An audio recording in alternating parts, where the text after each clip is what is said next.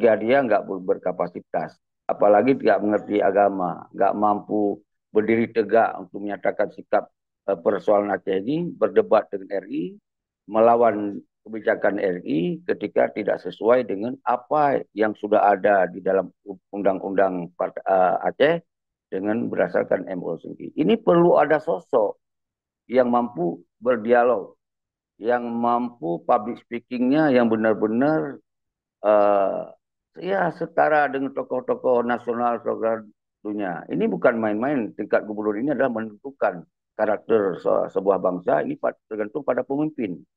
Nah, apa pemimpin itu tingkatnya kemampuan tinggi, otomatis di sini bisa mencerminkan rakyatnya juga orang-orang cerdas, orang-orang yang punya kemampuan. Nah,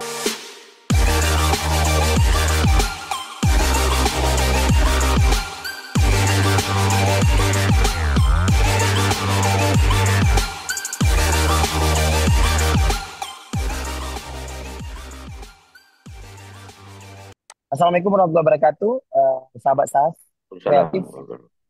Ya, berjumpa lagi dengan saya Dedi ya. Hari ini kita berjumpa dengan Kuseti. Jadi kita hari ini akan membahas beberapa topik ya Tengku Seti, yang terutama adalah berbondong-bondongnya tokoh tokoh-tokoh masyarakat, baik politisi, ulama dan lain-lain mendaftarkan diri ke Mualim ya, dan juga ada beberapa hal yang perlu kita diskusikan ya. Oke, Tengku Seki, sebenarnya apakah Aceh kekurangan tokoh sekarang ini, Tengku Seki? Oke, pertama-tama, Assalamualaikum warahmatullahi wabarakatuh. Eh, Fundat atau pertama-tama, the first time, pertama-tama, saya ingin sampaikan nilai bahwa masalah Acehnya sebetulnya hanya pernah kekurangan tokoh, baik secara nasional maupun secara lokal. Cuman setelah terjadi MOU Sinti, mungkin ada regulasi dalam setiap mencalonkan diri menjadi pejabat uh, Indonesia di Aceh, yaitu gubernur, bupati, dan wali kota, itu memang ada aturan, yaitu lewat partai politik atau gabungan. Kalau dia cukup syarat atau menurut kursinya.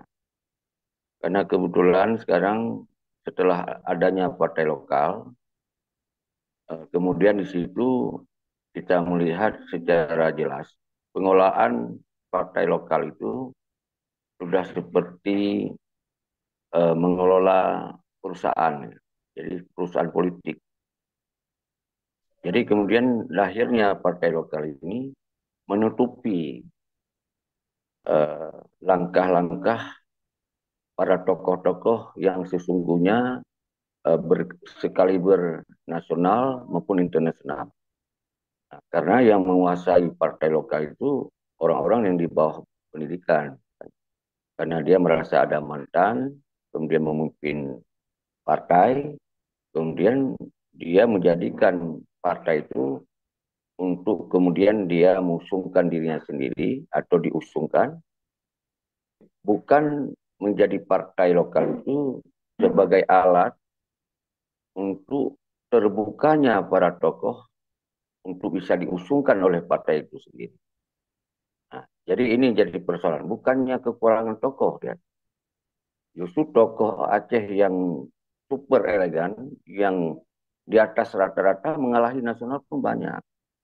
Mengalahi tokoh nasional pun banyak. Tapi tertutup ruang, tertutup pintu, dan ditutupi oleh yang dijalankan oleh para yang kita lihat sekarang ya oleh partai lokal itu sendiri. Apalagi yang menguasai parlemen sekarang oleh partai lokal yang disebutnya Partai PA, Partai Aceh. Itu jelas siapa uh, ketua partainya. Kita sama-sama tahu apa pendidikannya, apa latar belakang. Ini disinilah yang membuat kita sekarang para tokoh itu tertutup untuk nggak bisa masuk. Ini yang sedang saya kritik juga sebetulnya. Pertanyaan ini sedang saya kritik. Artinya partai lokal ini bukan lagi aspirasi perjuangan. Bandit-bandit lah saya bilang. Para yang seharusnya menjadi partai lokal ini ter apa namanya tertampung, terakomodir orang-orang yang mampu untuk menyelesaikan masalah Aceh. Nah, mungkin seperti itu. Tapi ya lihat sekarang siapa yang disusung oleh partai lokal. Ini jauh daripada kemampuan rata-rata. Jauh sekali. Jadi ini yang saya lagi mainkan. Insya Allah pasti ada tokoh lain. Pasti ada tokoh lain yang bermunculan. Dan masyarakat Aceh selalu kita beri edukasi. Semoga ke depan memilih sosok pemimpin setingkat gubernur bupati yang benar-benar orang yang punya kapasitas, yang punya kapabilitas, yang punya integritas. Karena sosok gubernur ini adalah setara kalau di Aceh ini seperti presiden.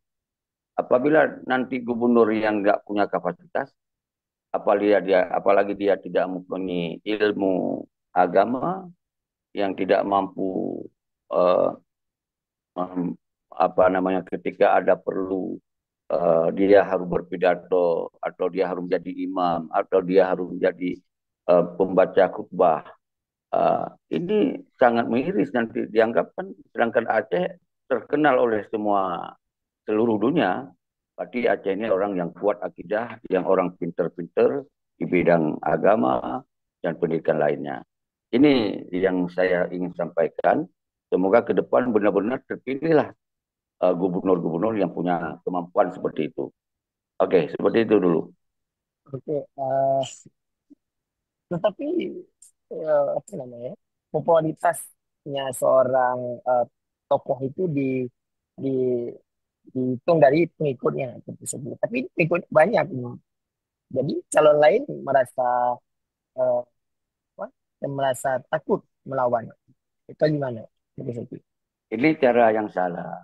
Orang-orang intelektual, orang-orang yang sudah move on, yang di era modern, bangsa Aceh ini sudah semua pandai-pandai. Mungkin waktu sebelum 19 tahun ini, mungkin periode pertama, kedua, bolehlah mengandalkan karena banyak harapan banyak pengikut gitu. Tapi sekarang kan mereka-mereka yang biasanya telah mencalonkan diri kan belum bisa menyelesaikan masalah Aceh.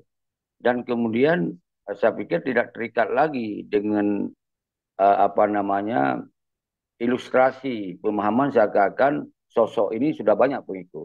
Justru yang mau dikatakan siapa yang banyak pengikut sudah nggak ada ketika dia nggak punya kemampuan, ketika dia nggak berkapasitas, apalagi tidak mengerti agama, nggak mampu berdiri tegak untuk menyatakan sikap persoalan Aceh ini, berdebat dengan RI, melawan kebijakan RI ketika tidak sesuai dengan apa yang sudah ada di dalam undang-undang Aceh dengan berdasarkan MOU sendiri. Ini perlu ada sosok yang mampu berdialog, yang mampu public speakingnya yang benar-benar uh, ya setara dengan tokoh-tokoh nasional, tokoh dunia. Ini bukan main-main. Tingkat gubernur ini adalah menentukan karakter sebuah bangsa. Ini tergantung pada pemimpin.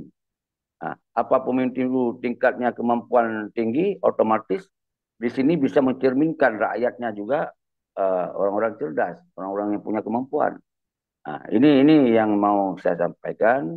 Tentu orang-orang yang sekarang berpola pikir ortodok, pungo, kalau saya bilang ortodok plus ini sudah kurang, sudah kurang. Tentu selalu ada pengikut-pengikut itu selalu ada. Tapi kan dalam kontestan pemilu atau pilkada atau apapun kan jumlah pemilih nanti. Ini kan banyak sekarang pemilih yang cerdas. Selama ada TikTok, selama ada sosial media, seperti ada Tengku Sahas Kreatif yang suka menampilkan edukasi-edukasi tentang Aceh yang sesungguhnya, saya kira bangsa Aceh ini luar dan dalam ini sudah pintar. Jadi nggak bisa dibodohin dengan janji-janji yang nggak jelas. Dan nggak bisa dibodoh-bodohin dengan latar belakang yang seperti masa konflik, masa perang. Itu masa perang sudah lewat, saya bilang. Jadi perjuangan 1976 itu sudah ditutupi pada 2005. Artinya kita satu fase gagal untuk meraih kemerdekaan dan kedaulatan. Kemudian begitu juga dengan harapan di MOU Helsinki juga kita gagal. Gagal selama 19 tahun belum tercapai seperti harapan di Padaran itu minimal bendera naik dan ada keadilan, ekonomi bagus, bisa mengelola banyak oleh kita sendiri. Tapi ini tidak ada. Yang ada memperkayakan kelompok. Yang juang itu yang sekarang yang menikmati. Walaupun tidak semuanya. Justru tidak ada keadilan. Hanya para tokoh-tokoh penting saja. Seperti Panglima, petinggi, dan sebagainya. Sedangkan untuk keadilan ke seluruh tentera agam, tentera inong, yatim janda, dan mayoritas rakyat ini belum mendapatkan keadilan.